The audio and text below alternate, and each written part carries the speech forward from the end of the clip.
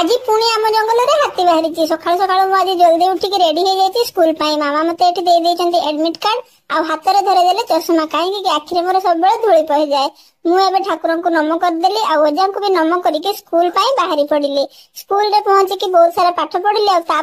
आम स्कूल रे नाच होता तो मुझे मो दोस्त मान सहित नाचापी लगी पड़ी स्कूल रू आसिक गाधे पाधे कि खाई नहीं कि प्रथम मोर पाठ कर पाठ पढ़ी सारिकी एठी गोटे मु चित्र करुली एटा देखंतु मु गोटे पुक बनै शिखिची केते सुंदर भाव में मुझे देखंतु धीरे धीरे करके बनै दउची आ एबे मु आई को मध्ये देखैली केमती हेची बोली